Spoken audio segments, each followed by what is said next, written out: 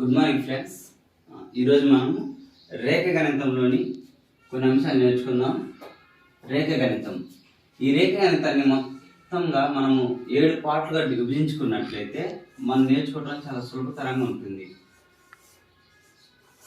So అవి ఏమేమి పార్ట్లో మనం డివైడ్ చేసుకోవచ్చు అంటే, ఫస్ట్ పార్ట్ వచ్చేసరికి రేఖాగణిత ప్రాథమిక అంశాలు లేదా రేఖాగణిత ప్రాథమిక భావనలు.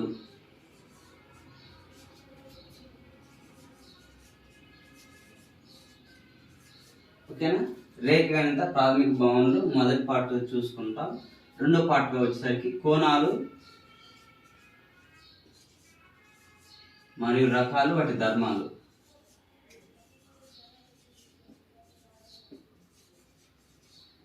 ఓకేనా? కోణాలు, రకాలు, వాటి ధర్మాలు. మూడో అంశం వచ్చాక త్రిభుజాలు.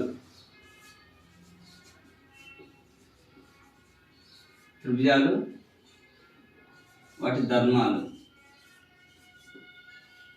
నాలుగో పార్ట్ కింద వచ్చేసరికి సర్వ సమాన త్రిభుజాలు.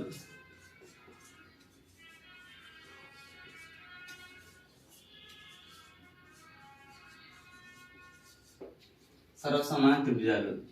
ఐదో అంశం వచ్చాక చతుర్భుజాలు.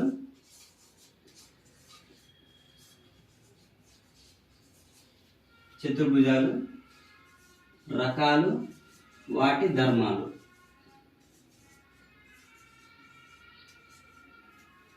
ఆరో అంశం వచ్చాక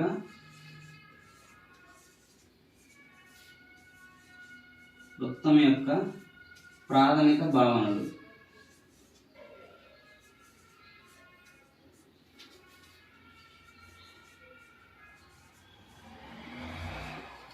ఫైనల్గా మనకి ఏడో అంశం వచ్చేసరికి భ్రమణాలు, పరావర్తనాలు,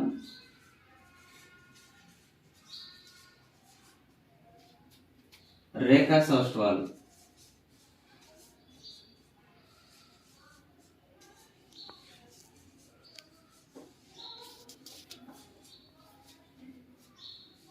ఓకే స్టూడెంట్ ఫ్రెండ్స్, రేఖాగణిత ప్రాథమిక భావనలు ఒకటి, తర్వాత కోణాలు, రకాలు, వాటి ధర్మాలు, త్రిభుజాలు, ధర్మాలు, సర్వసమాన త్రిభుజాలు, చతుర్భుజాలు, రకాలు, వాటి ధర్మాలు, వృత్తం యొక్క ప్రాథమిక భావనలు, భ్రమణాలు, పరావర్తనాలు, రేఖా శాస్త్రాలు. ఈ 7 అంశాలను మనం ఒకదాని వెంట ఒకటి మరొకటి నేర్చుకుంటుంటాం. మనం సులభతరంగా ఇలా డెవలప్ చేసుకోవడం వల్ల. సో ఈ రోజుకి మనము ఇక్కడ ఉన్నటువంటి రేఖాగణితం యొక్క ప్రాథమిక భావనలు. సో మనందరికీ ఈ రేఖాగణితం గురించి చాలా విషయాలు తెలుసు, కానీ తెలిసిన కొన్ని విషయాలు మనము నేర్చుకుందాం. ముందుగా ఈ ప్రాథమిక భావన మనం చూసినట్లయితే రేఖాగణిత ప్రాథమిక భావనలు. రేఖాగణితం. ఈ రేఖాగణితం అనేది తెలుగు భాషా పదం. ఈ రేఖాగణితాన్ని ఆంగ్లంలో లేదా ఇంగ్లీషులో జియోమెట్రీ అంటారు.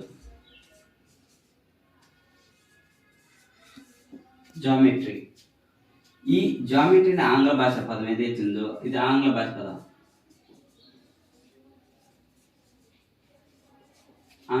పదం. ఇది తెలుగు భాష పదం. ఈ జియోమెట్రీ అనేది ఈ ఆంగ్ల భాష పదం జియో మరియు మెట్రాన్ అనే 2 గ్రీక్ భాష పదాల నుంచి వచ్చింది. గ్రీక్ పదాలు. ఓకేనా ఫ్రెండ్? చూడండి, రేఖాగణితము అనేది తెలుగు భాష పదం. దీన్ని ఆంగ్లంలో జామెట్రీ అంటారు. ఈ జామెట్రీ అనే పదం జియో మరియు మెట్రాన్ అనే 2 గ్రీక్ పదాల నుంచి వచ్చింది. వీటి అర్థం ఏంటి అంటే, చూడండి, భూమి. జియో అనగా భూమి, మెట్రో అనగా మాపనం లేదా కొలత. ఓకేనండి? చూడండి, భూమి లేదా మాపనం. ఇప్పుడు దీని నుంచి మనం నిర్వచనాన్ని చూసినట్లయితే,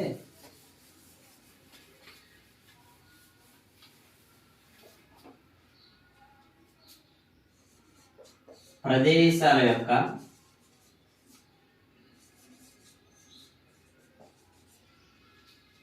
ప్రదేశాల యొక్క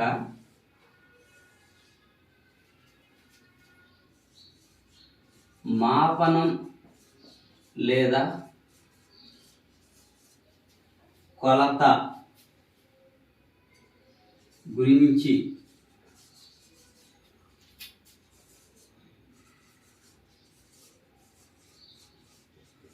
అధ్యయనం చేసే శాస్త్ర విభాగాన్ని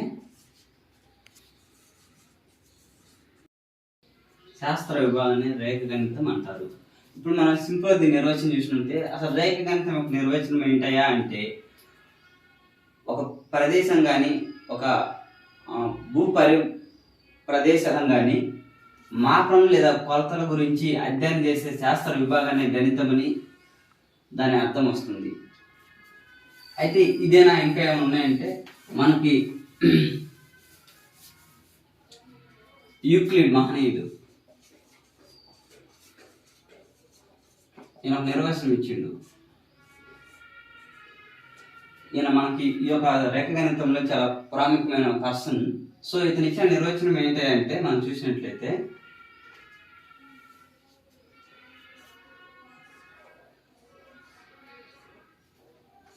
చూడండి, సరళ రేఖలు వాటితో ఏర్పడే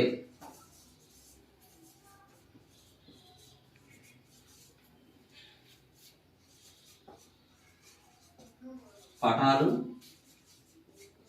మరియు వాటి లక్షణాల గురించి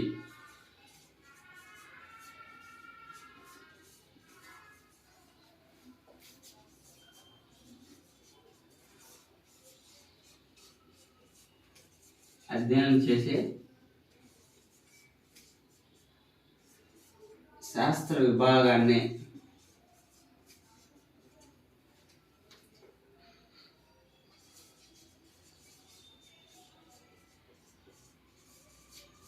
రేఖాగణితం అంటారు. చూడండి, యూక్లిడ్ చాలా సింపుల్ నిర్వచనం ఇచ్చిండు.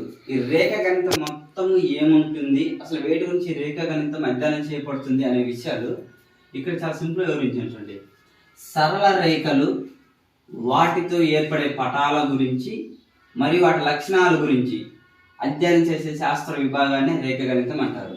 మనందరికీ తెలుసు సరళ రేఖలు, రేఖాఖండాలు, కిరణాలు, బిందువులు. సో మెయిన్గా వీటితోటి మనం ఏ పటాలను ఏర్పాటు చేస్తాం. ఫర్ ఎగ్జాంపుల్ సమాంతర చతుర్భుజం లేదా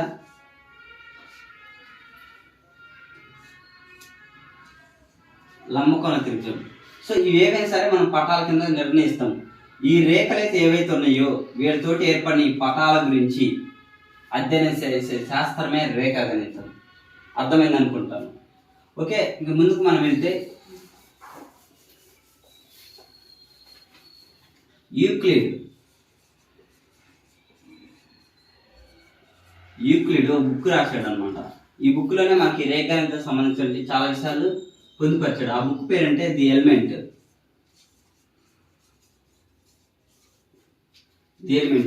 ఈ పుస్తకంలో 13 అంశాలుగా పొందుపరిచాడు, లేదా 13 విభాగాలుగా. ఓకేనా, 13 విభాగాలు. అయితే ఈ 13 విభాగాలు కావచ్చు, ఈ పుస్తకం మొత్తంలో ఓన్లీ ఈ యొక్క యూక్లిడ్ రాసిన విషయాలే ఉన్నాయా అంటే లేదు. యూక్లిడ్ యొక్క గురువు పైథాగరస్. మనకు పైథాగరస్ గురించి తెలుసు, మనకి పైథాగరస్ సిద్ధాంతం కూడా ఉంది. అలానే ఈ పైథాగరస్ యొక్క గురువు థేల్స్. ఓకేనా, వీరి యొక్క సమకాలికుడు ప్లేటో. సో మనం ఇంకా సింపుల్ చెప్పాలంటే థేల్స్ యొక్క శిష్యుడు పైథాగరస్, పైథాగరస్ యొక్క శిష్యుడు యూక్లిడ్. వీళ్ళ ముగ్గురి భావనలతో పాటుగా ఈ ప్లేటో యొక్క భావన కూడా కలిపి ఈ యూక్లిడ్ ఈ ఎలిమెంటరీ పుస్తకంలో అంశాలను పొందుపరిచాడు. అంటే సింపుల్ చెప్పాలంటే ఇంకా యూక్లిడ్ తన భావనలతో పాటు తమ పూర్వీకుల యొక్క భావనలు కూడా ఈ ఎలిమెంట్ అనే పుస్తకంలో పొందుపరిచాడు. సో అందుకే ఆ బుక్ లో చాలా విషయాలు మనకు కనిపిస్తూ ఉంటాయి. ఇక పాఠ్యాంశంలోకి వెళ్తే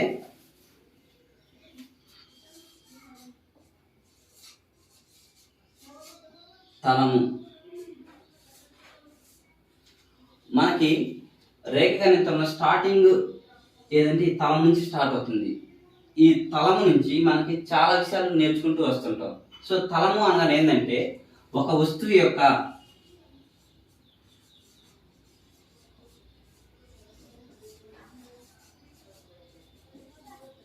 పై భాగాన్నే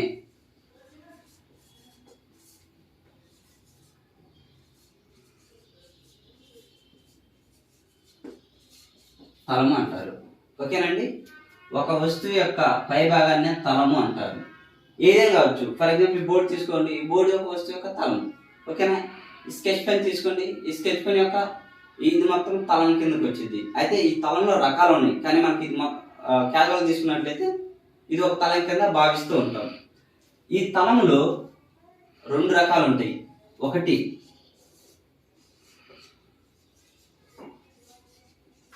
సమతలం,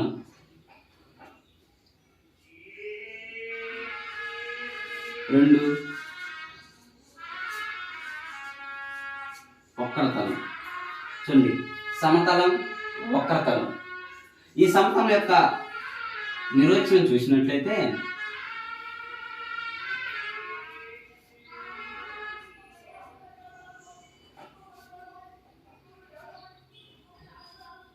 చూడండి, ఎత్తు పల్లాలు లేకుండా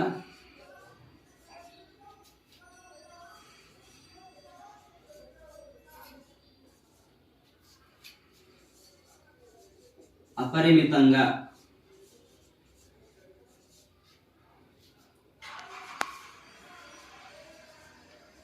విస్తరించిన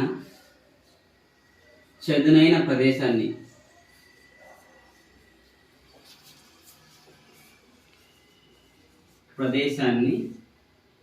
సమతలం అంటారు.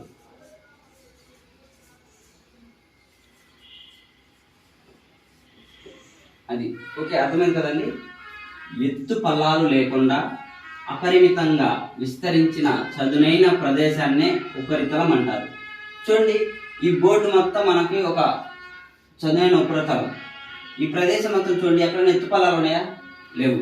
సో ఇది మొత్తాన్ని మనం తీసుకున్నట్టు ఈ బ్లాక్ బోర్డ్ని లేదా వైట్ బోర్డుని మనము సమతలంగా భావించవచ్చు. ఇంకా దీన్ని మనము దేంతో సూచిస్తాము అంటే సమాంతర చతుర్భుజంతో చూపించవచ్చు.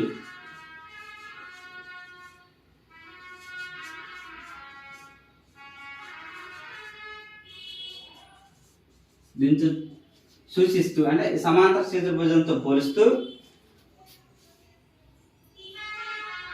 ఆల్ఫా, బీటా, గామా అక్షరాలతో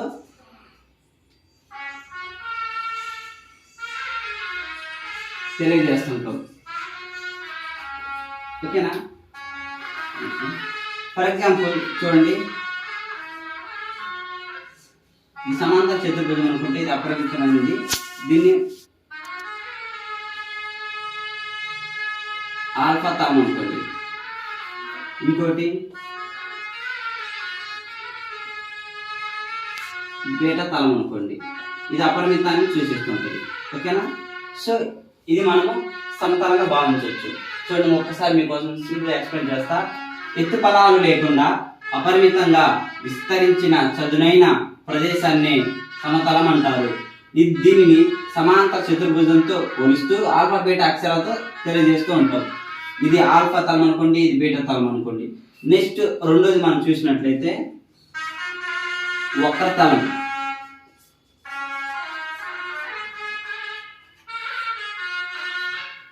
ఈ వక్రతలము అనగా వంకరగా ఉండే ప్రదేశాన్ని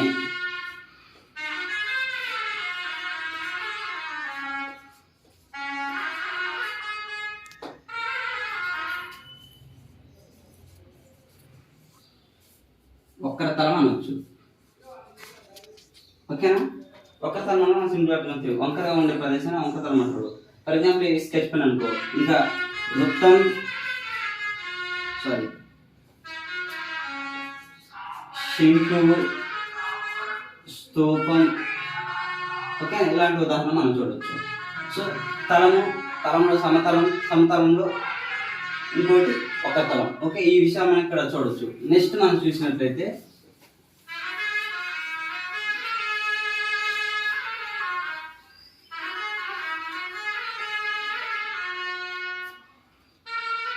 బిందువు.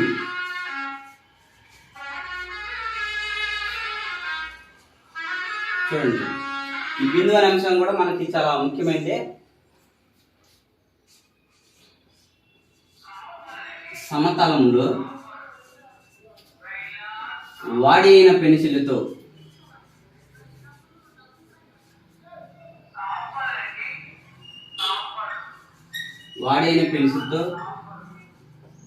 ఉంచబడిన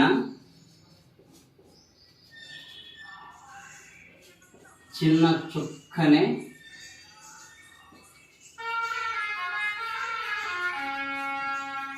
బిందువు అంటారు. ఓకేనండి, చూడండి, సమతలంలో వాడిన పెన్సిల్తో ఉంచబడిన చిన్న చుక్కనే బిందువు అంటారు. ఇది మనం సమతలం కింద భావిస్తే, ఇది ఒక సమతలం అనుకోండి. దీంట్లో షార్ప్ ఉన్నటువంటి ఒక పెన్సిల్ తోటి ఇలా చుక్క పెడితే ఇక్కడ చూడండి, ఇది బిందువు. ఈ బిందువుకి పరిమాణం ఉండదు.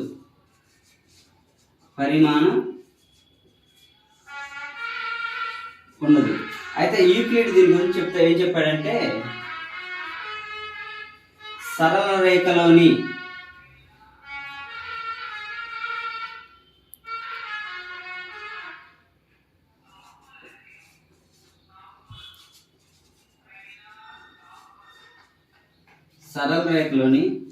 చివరి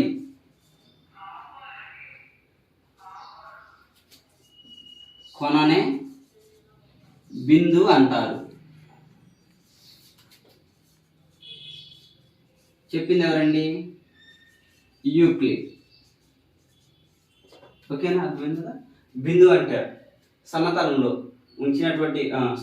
వాడే పెన్సిల్తో ఉంచినటువంటి చిన్న చొక్కనే బిందువు అంటారు. ఈ బిందువు గురించి యూక్లిడ్ అంటూ సరళ రేఖలోని చివరి కొననే బిందువు అంటారని యూక్లిడ్ చెప్పారు. దీనికి పరిమాణం ఉండదు. ఇది బిందువుకు సంబంధించి.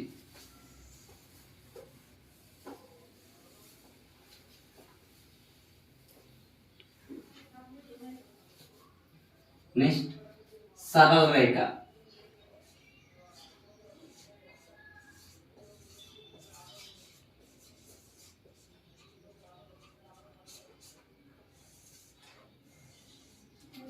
సరళ రేఖలోకి వచ్చిన మనం ఇప్పుడు సరళ రేఖ అనగా ఏంటి అంటే, చూడండి, సమతలంలో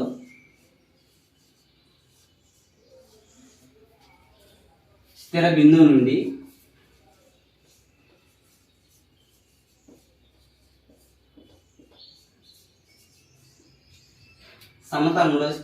నుండి ఇరువైపులా అపరిమితంగా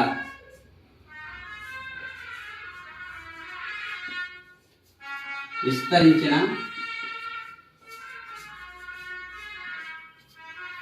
బిందువుల సముదాయాన్ని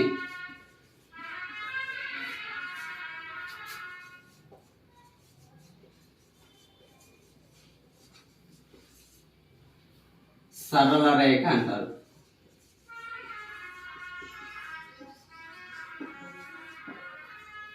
ఓకేనా, చూడండి, సమతలంలో స్థిర బిందువు నుండి ఇరువైపులా అపరిమితంగా విస్తరించిన బిందువుల సముదాయాన్ని సరళ రేఖ అంటారు. లేదా ఇంకో విధంగా కూడా చెప్పుకోవచ్చు. ఇంకా సింపుల్ మీకు అర్థం కావాలంటే,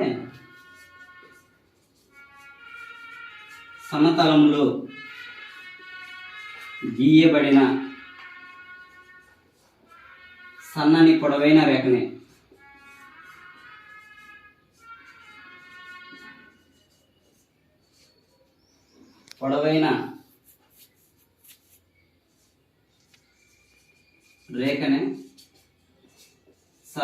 సరళ రేఖ అంటారు. ఓకేనా? ఇది సింపుల్గా అనుకుంటాం, కానీ మనకి మెయిన్గా ఇది అనమాట. సమతలంలో స్థిర బిందువు నుండి ఇరువైపులా అపరిమితంగా విస్తరించిన బిందువుల సముదాయాన్ని సరళ రేఖ అంటారు, లేదా సమతలంలో గీయబడిన సన్నని పొడవైన రేఖనే సరళ రేఖ అంటారు. వీటి యొక్క లక్షణాలు మనం చూసినట్లయితే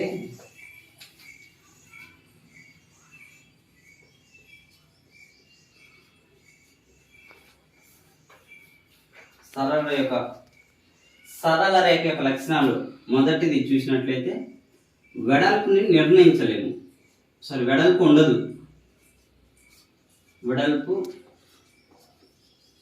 ఉండదు, మరియు పొడవును నిర్ణయించలేము.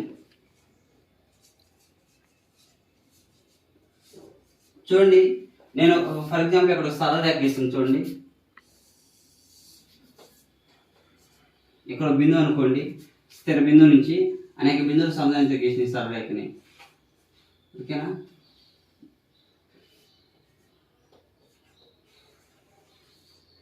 చూడండి, ఇది సరళ రేఖ అనుకుంటే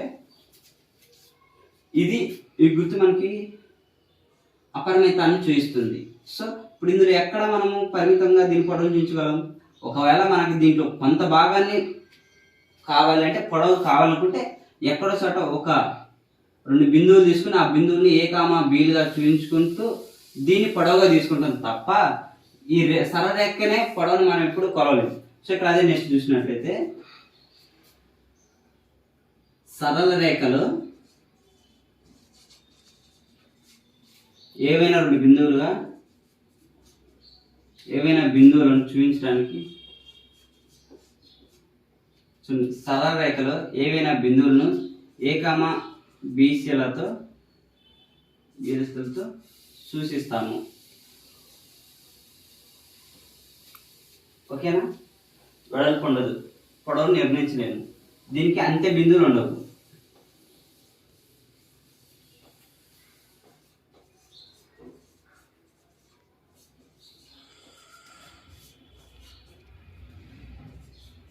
మరి తొలి బిందువులు కూడా ఉండవు.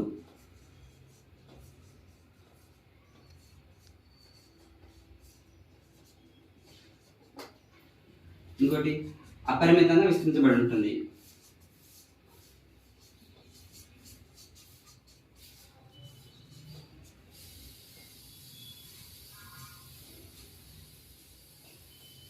ఓకేనా? వెడల్పు ఉండదు, పొడవును నిర్ణయించలేము, సరళ రేఖలో ఏవైనా బిందువులను ఏ కామ పేరుతో సూచిస్తాము, అంతే బిందువులు ఉండవు, మరి తొలి బిందువులు కూడా ఉండవు, అలానే అపరిమితంగా విస్తరించబడి ఉంటుంది. సో ఇది సరళ రేఖకు సంబంధించి ప్రాథమిక సమాచారం. నెక్స్ట్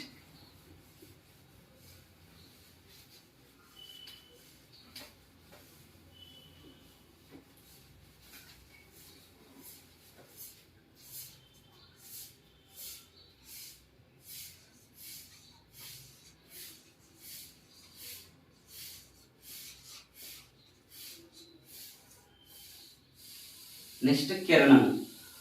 కిరణం మనం చూసినట్లయితే సమతలంలో ఉంచబడిన లేదా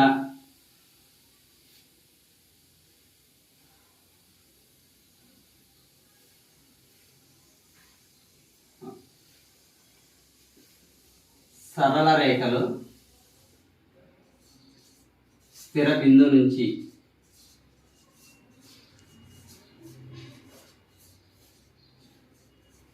స్థిర బిందువు నుండి ఒకే దిశలో అపరిమితంగా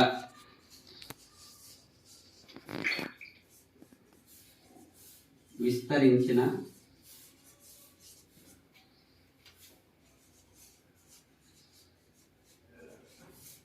బిందువుల సముదాయాన్ని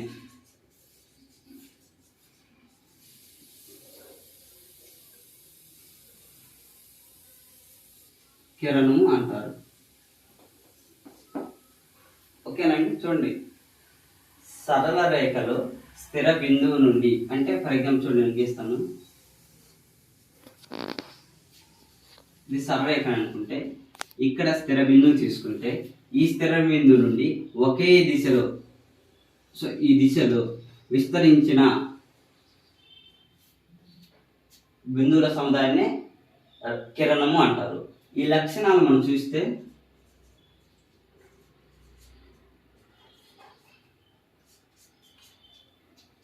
వెడల్పు ఉండదు,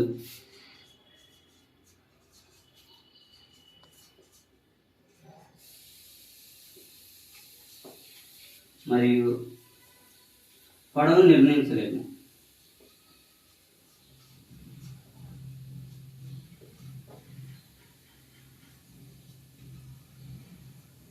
పొడవును నిర్ణయించలేము.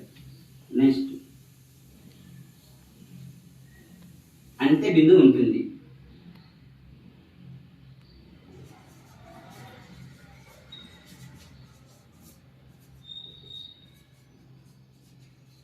దీనినే తొలి బిందు అని కూడా అంటారు. దీని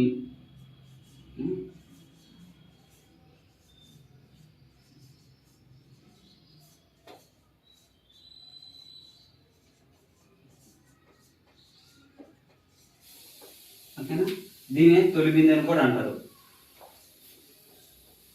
నెక్స్ట్ ఇందులో ఏ కామ బీలతో ఏవైనా బిందువులను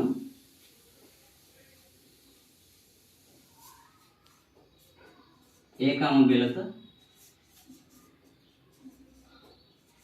సూచిస్తాము. ఓకేనా, చూడండి. కిరణము సరళ రేఖలో స్థిర బిందువు నుండి ఒకే దిశలో అపరిమితంగా విస్తరించిన బిందువుల సముదాయాన్ని కిరణం అంటారు. ఓకేనా, ఇది మనం చూసినాం. నెక్స్ట్ లక్షణాలు చూసినట్టే వెడల్పు ఉండదు, పొడవు నిర్ణయించలేము, అంతే బిందువు ఉంటుంది. దీనిని తొలి బిందు అని కూడా అంటారు. బిందు అందులో రేఖ కిరణంలో బిందువును ఏ కామ బీలతో సూచిస్తాము. ఓకే, ఇవి మనము కిరణం గురించి తెలుసుకోవాల్సింది. సో మనకి కామన్గా కిరణాలతో, అందుకే మనం అంటారు సూర్యకిరణాలు. ఎందుకంటే ఆ సూర్యుడు ఇలా ఉన్నప్పుడు ఇక్కడ నుంచి స్టార్టింగ్ పాయింట్ ఇక్కడ నుంచి ఇంకా విస్తరించి వస్తుంది. సో సూర్యకిరణం కానీ లేజర్ కిరణాలు కానీ ఏవైనా సరే ఎనీవన్ ఏది ఉత్పత్తి అయినా సరే ఉత్పత్తి అయిన బిందువు కా నుంచి అవి విస్తరిస్తూనే ఉంటాయి, అంటే పరిమితంగా ప్రసరిస్తూనే ఉంటాయి. సో కాబట్టి వాటిని కిరణాల కింద భావిస్తూ వాటికి ఆ పేరు పెట్టడం జరుగుతుంది. నెక్స్ట్ మనకి అంశాలకు పోతే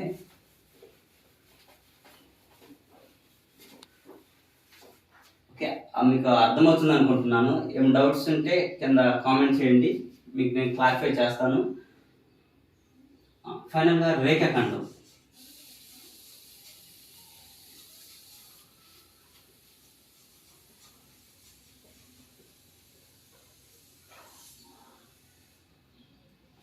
రేఖాఖండం వచ్చేసరికి సరళ రేఖలు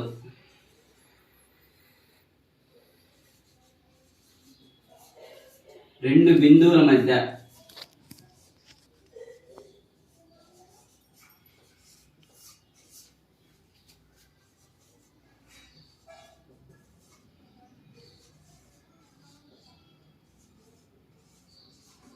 విస్తరించిన అపరిమిత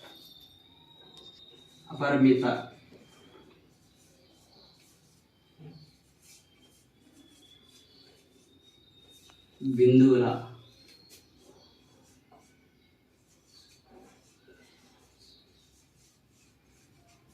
సముదాయాన్ని రేఖాఖండము అంటారు. ఓకేనా, చూడండి.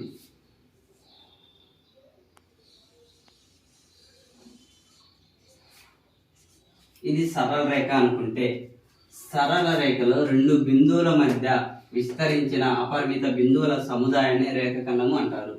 ఇది సరళ రేఖ అనుకుంటే ఇక్కడ ఏవైనా రెండు బిందువులు తీసుకుంటే ఈ రెండు బిందువుల మధ్య విస్తరించిన అపరిమితమైన బిందువుల సముదాయాన్ని రేఖాఖండము అంటారు. ఓకేనా, ఇవి రేఖాఖండం. మనం వీటిని ఏ కామ బీలతో చూసించవచ్చు. సో వీటిని మనము ఒక బయట మన పుస్తకాలలో ఎలా రాయొచ్చు అంటే వీటిని సాంకేతిక పరంగా ఇలా సూచించవచ్చు. సో అప్పుడు ఇలా రేఖాఖండం పైన ఇచ్చి ఇలా ఏబీలు ఇచ్చినట్టే అది ఏబీ రేఖాఖండము అని చదవచ్చు. ఇకపోతే లక్షణాలు చూసినట్లయితే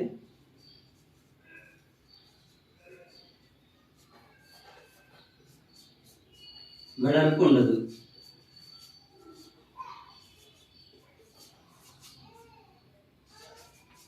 వెడల్పు ఉండదు. పొడవును నిర్ణయించవచ్చును.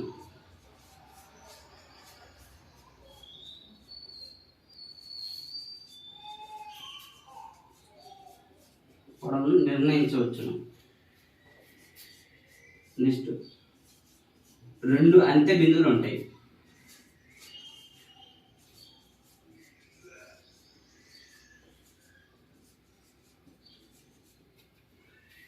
లేదా తొలి బిందువు మరియు అంత్య బిందువు ఉంటుంది. ఓకేనా?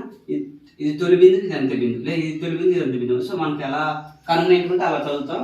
బట్ ఇక్కడైతే ఒక తొలి బిందువు అంత్య బిందువు ఉంటే 2 లేదా 2 అంత్య బిందువులు ఉంటాయి అని చెప్పుకోవచ్చు. ఇకపోతే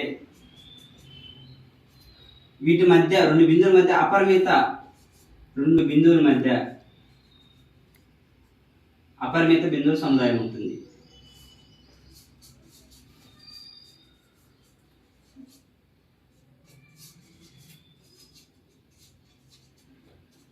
అపరిమిత బిందువులు ఉంటాయి. ఇది రేఖాఖండం గురించి మనం నేర్చుకోవాల్సింది.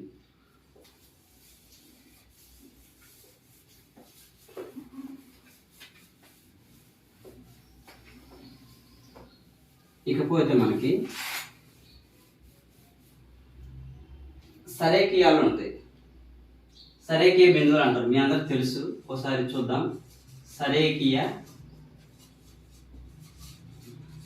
బిందువులు. సరేఖీయ బిందువులు, దీనికి సింపుల్ ఒక నిర్వచనం తీసుకున్నట్లయితే ఒక రేఖపై ఉంచిన బిందువులనే సరేఖీయ బిందువులు అంటారు. ఓకేనా? సింపుల్. చూడండి, నేను రాస్తాను. సరళ రేఖపై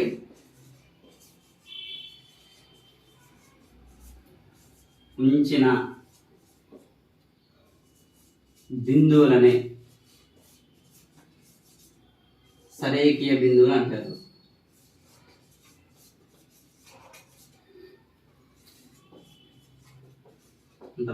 ఒకసారి మనం చూసినట్లయితే చూడండి,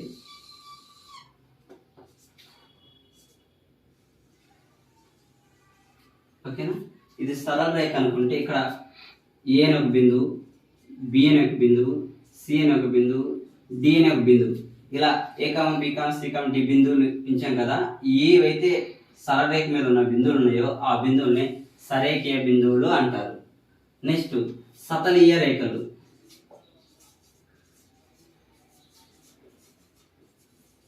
సతలీయ రేఖలు సమతలములో, సతలీయ రేఖలు అంటే సమతలంలో, అంటే ఫర్ ఎగ్జాంపుల్ చూడండి, ఇది ఒక సమతలం అనుకుంటే సమతలంలో ఉంచినటువంటి రేఖలు ఏవైతే ఉన్నాయో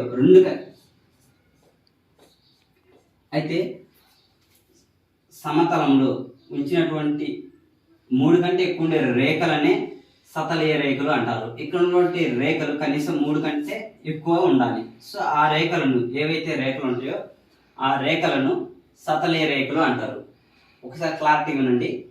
ఇక్కడ రాస్తాను చూడండి, మీకు క్లియర్ కనిపించడానికి. సమతలంలో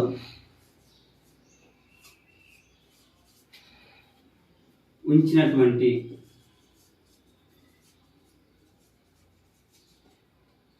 రేఖలను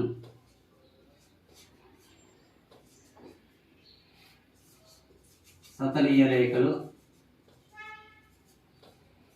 అంటారు. అయితే బ్రాకెట్లో 3 కంటే ఎక్కువ ఉండాలి, ఎక్కువ. ఓకేనా? ఈ సతలీయ రేఖలు. సరేఖీయాలంటే సరళరేఖ ఉంచినటువంటి బిందువుని సరేఖ బిందువులు అంటారు. ఈ సరేఖ బిందువులు, ఈ సతలీయ రేఖలు. ఇక్కడేమో ఒక సరళ రేఖపై బిందువులు ఉండాలి, ఇక్కడేమో సమతలంలో 3 కంటే ఎక్కువ రేఖలు ఉంటే అది సమతల రేఖలు అంటారు. ఓకే, సతలీయ రేఖలు. అలానే సతలీయ బిందువులు కూడా ఉంటాయి మనకి. చూడండి,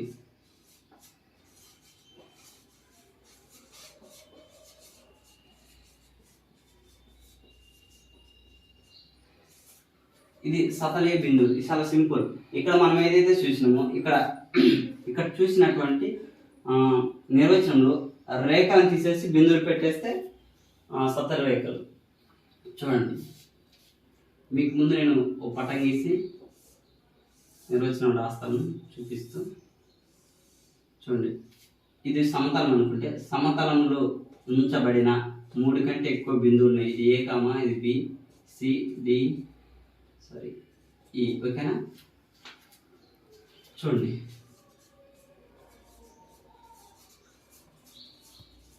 సమతలంలో ఎక్కడ సమతలంలో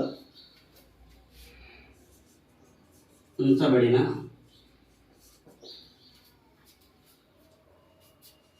బిందువులనే సతలీయ బిందువులు అంటారు. సతలీయ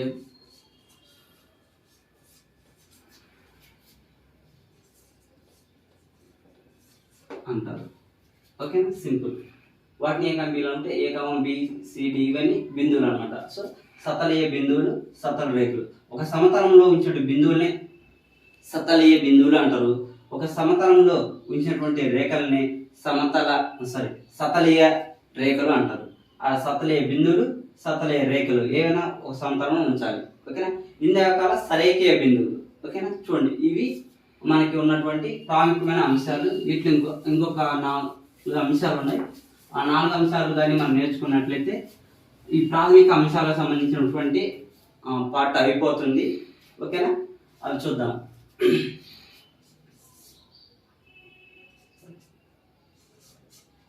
సమాంతర రేఖలు.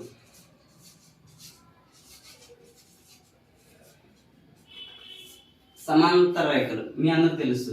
చూడండి, ఇదొక రేఖ, ఇదొక రేఖ. సో ఇది ఎల్ అనుకోండి, ఇది ఎం అనుకోండి. సో ఈ రెండు ఎలా ఉన్నాయి? ఒకదానికొకటి సమాంతరంగా ఉన్నాయి.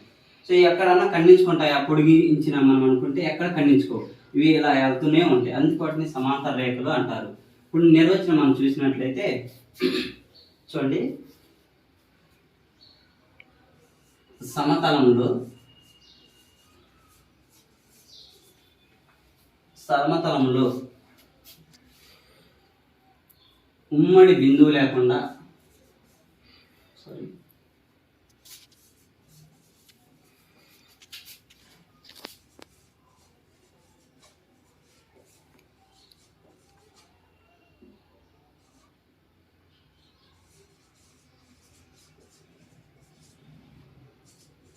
గీయబడిన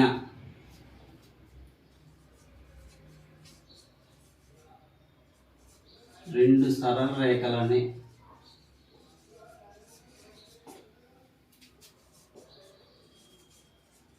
సమాంతర రేఖలు అంటారు. ఓకే, సో చూసాం కదా. ఇంకో విధంగా కూడా ఈ నిర్వచనం మనం తెలియజేసే ఏ విధంగా అంటే చూడండి,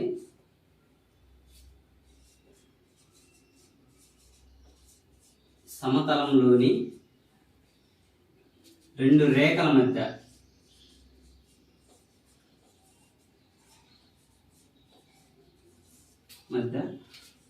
ఉమ్మడి బిందువు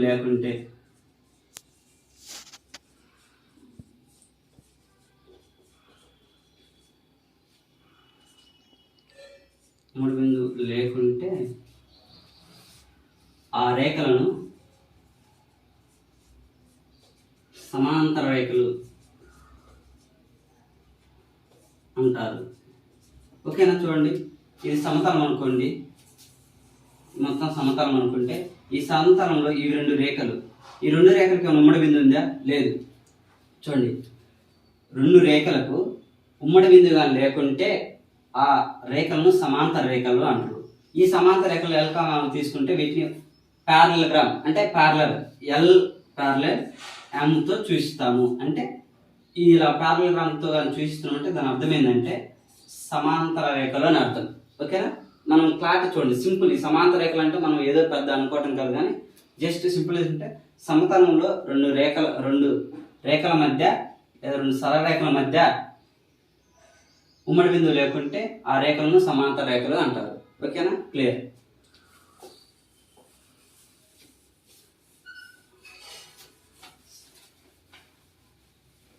నెక్స్ట్ ఖండన రేఖలు.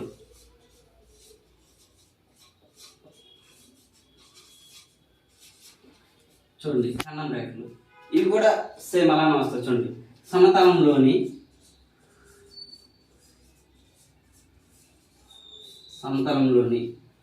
రెండు రేఖల మధ్య లేదా రెండు సరళ రేఖల మధ్య ఒక ఉమ్మడి బిందువు ఉంటే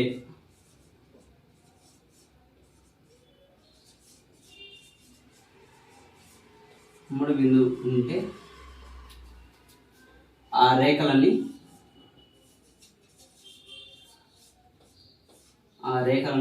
ఖండన రేఖలు.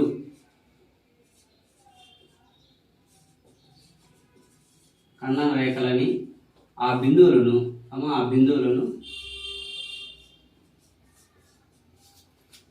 ఖండన బిందువు అంటారు.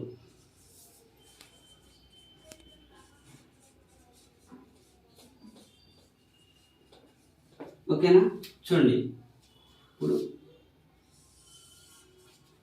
ఇదొక రేఖ అనుకోండి, అది ఎలా ఖండిస్తే మనకు సంబంధం లేదు. ఈ ఎల్ బి అనుకుంటే, ఎం అనుకుంటే ఈ రెండు రేఖలు ఒక బిందువు దగ్గర ఖండించుకున్నాయి. ఓకేనా? ఈ బిందువుని ఓ అనుకోవచ్చు మనం. ఈ రెండు రేఖలు ఒక బిందువు దగ్గర ఖండించుకున్నాయి. చూడండి ఈ రెండు ఖండించుకున్నాయి కాబట్టి ఈ రెండుని ఖండన రేఖలు అంటారు. దీనిని ఖండన బిందువు అంటారు. సో మీరు ఎలా తీసుకోండి. ఇప్పుడు నేను ఇలా తీసుకున్నాను అనుకో, ఇప్పుడు మీరు ఇది కాకుండా ఇలా తీసుకోండి, ప్రాబ్లం ఏంటి? ఇదేనా ఖండించుకుంది కదా. ఇంకోటి తీసుకోండి, ఇలా తీసుకోండి. సో ఎక్కడైనా ఖండించుకోండి. సో ఇలా ఏ రేఖలు అయితే రెండు రేఖలకు ఒక ఉమ్మడి బిందువు ఖండన బిందువుగా ఉంటుందో దానిని మనం ఖండన రేఖలు అంటారు. సో ఈ నిర్వచనంతో పాటు ఇంకో సింపుల్ ఒక నిర్వచనం తీసుకోవాలంటే, సమతలంలోని రెండు రేఖలు ఒక ఉమ్మడి బిందువు దగ్గర ఖండించుకుంటే ఆ రేఖలను ఖండన రేఖలని, ఆ బిందువు ఖండన బిందువు అని అంటారు. ఇది ఖండన రేఖలు.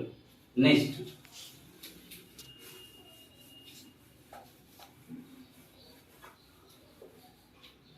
లంబరేఖలు.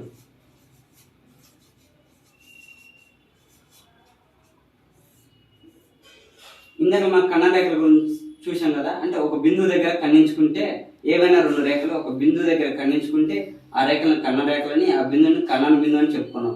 సో ఆ ఖండన బిందువుల మధ్య కోణం ఏవైతే ఖండన రేఖలు ఉన్నాయో, ఖండన రేఖల మధ్య కోణం 90 degrees ఉంటుందో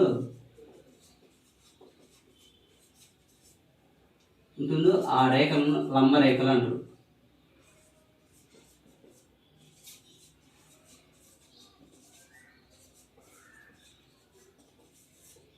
ఓకేనా? చూడండి ఇది ఒక రేఖ అనుకోండి, సో ఇక్కడ కోణం ఎంత? 90 degrees. సో ఇందాక నిర్వచించండి, రెండు రేఖలు ఉన్నవి, ఆ రెండు రేఖలకు ఉమ్మడి బిందువు ఉంది. సో ఇదేమంది? ఖండన రేఖలు. అయితే ఈ ఖండన రేఖల మధ్య కోణం ఎంత ఉంది? 90 degrees. 90 degrees ఉంది కాబట్టి ఇది లంబరేఖలు అయిపోతాయి. సో సింపుల్, దీనిలో మనకి పెద్ద డిఫికల్టీ ఏమి ఉండదు. ఖండన లంబరేఖలు వీటి గురించి మనం నెక్స్ట్ క్లాస్లో ఇంకా డెప్త్గా వెళ్తూ ఉంటాం. రాను కోణాల దగ్గర మనం వీటి గురించి కొద్దిగా ఎక్కువ నేర్చుకుంటూ ఉంటాం. సో ఇది జస్ట్ ప్రాథమిక అంశాలు మనం ఒకదాని నుంచి నేర్చుకోవడం కోసం, అంటే కొన్ని సింపుల్ వర్డ్స్ని, వాటి యొక్క నిర్వచనాలని, వాటి అర్థాలు తెలుసుకోవడం మాత్రమే ఈ క్లాస్లో మనం చూస్తున్నాం. నెక్స్ట్ మిలిత రేఖలు.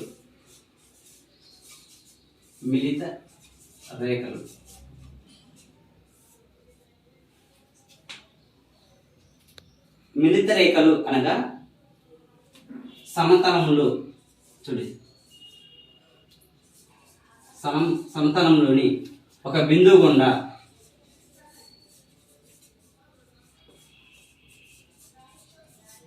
గుండా అనేక రేఖలు వెళ్ళినట్లయితే ఆ రేఖలను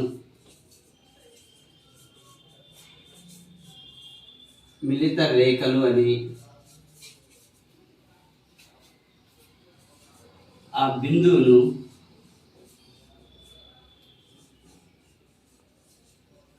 మిలిత బిందువు అని అంటారు.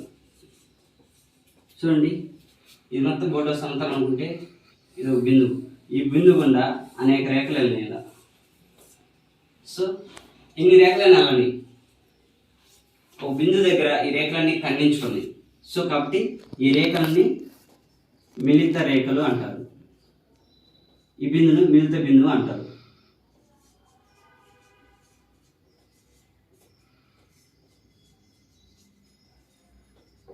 చూడండి, సమతలంలో ఒక బిందువు గుండా అనేక రేఖలు వెళ్ళినట్లయితే ఆ రేఖను మిలిత రేఖలని, ఆ బిందువును మిలిత బిందువు అని అంటారు.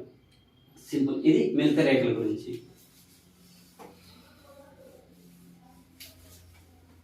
ఓకే, నెక్స్ట్ మనం వెళ్ళేసరికి తిర్యక్ రేఖ. తిర్యక్ రేఖ చూడండి, సమతలంలోని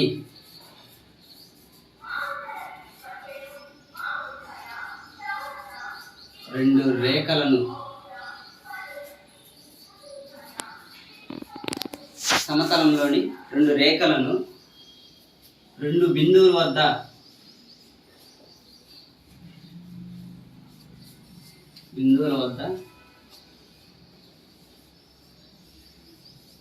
ఖండించే రేఖను తిర్యక్ రేఖ అంటారు.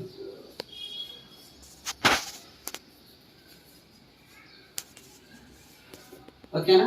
ఒకసారి చూద్దాం ఈ తిర్యక్ రేఖ ఎలా ఉంటుంది అనేది. మనము ఒక బొమ్మ రూపంలో చూసినట్లయితే చూడండి, ఇదొక రేఖ, ఇదొక రేఖ.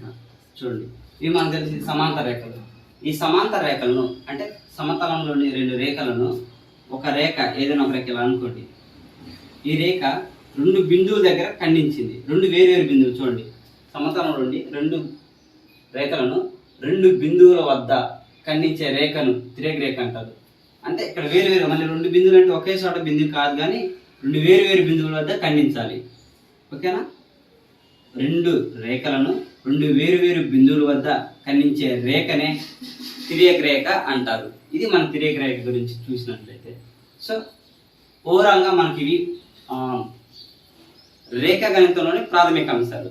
ఈ ప్రాథమిక అంశాల గురించి మనము క్లియర్గా నెక్స్ట్ క్లాస్లో ప్రాక్టీస్ చేద్దాం. సో ఇప్పుడు మనం ఏవైతే విషయాలు చూసినామో మీరు అనుకోవచ్చు అన్ని నిర్వచనాలు లేదంటే కొన్ని నార్మల్ కొటేషన్స్ లాగా కొనసాగుతుంది కదా క్లాస్లో అనుకోవచ్చు. కానీ మనకి ఇది చాలా ఇంపార్టెంట్. ఎందుకంటే బిందువు అంటే తెలియకుండా మన బిందువుతోటి ఏం చేయలేము.